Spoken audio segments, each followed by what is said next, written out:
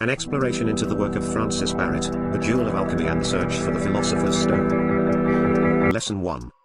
The preparation for this work is simply this: learn to cast away from thee all vile affections, all levity and inconstancy of mind, let all thy dealings be free from deceit and hypocrisy, avoid the company of vain young men, hate all profligacy, and profane speaking. The philosophical and alchemical foundations for the pursuit of wisdom.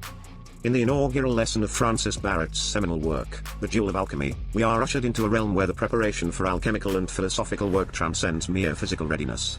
Barret insists upon a profound purification of the self, a concept deeply rooted in the traditions of hermeticism and esoteric wisdom.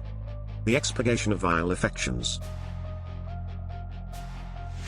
Barrett's emphasis on the expulsion of vile affections draws on the Platonic Hermetic tradition. The vile affections he refers to are not merely negative emotions, but rather the baser instincts and passions that chain the soul to the material world. In Platonic thought, as echoed in dialogues such as the Republic, the soul's ascent is hindered by such earthly ties. Similarly, in alchemical symbolism, this represents the initial calcination process, where the base material, the unrefined soul, is subjected to the fire, spiritual discipline, to be purified. Steadfastness and consistency of mind. The admonishment against levity and inconstancy of mind is a call for philosophical steadfastness. This echoes the Stoic philosophy of maintaining a consistent rationality in the face of a fluctuating world. Seneca, a Stoic philosopher, emphasizes this when he says, "A gem cannot be polished without friction, nor a man perfected without trials."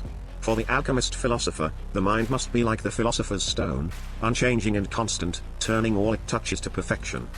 Integrity in dealings.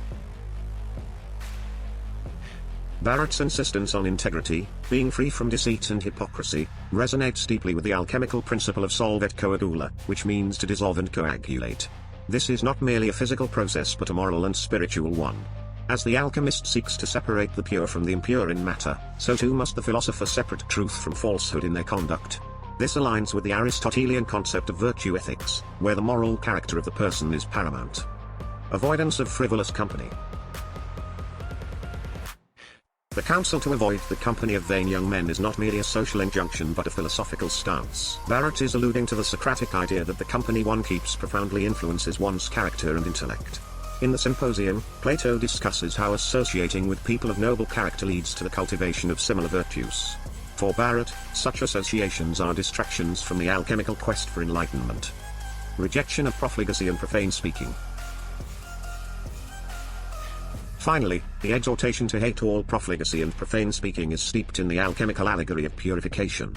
Just as impurities are removed from metals, so must impurities of character be removed from the self. This concept is mirrored in many spiritual traditions, such as in the Buddhist precept of right speech, which encourages speech that is truthful and beneficial. In conclusion, Lesson I of the Jewel of Alchemy serves not only as a guide for the aspiring alchemist but as a philosophical treatise on the purification of the self. Barret, drawing from a rich tapestry of Platonic, Hermetic, Stoic, and Aristotelian thought, sets the foundation for a journey that is as much about spiritual and moral refinement as it is about the alchemical transmutation.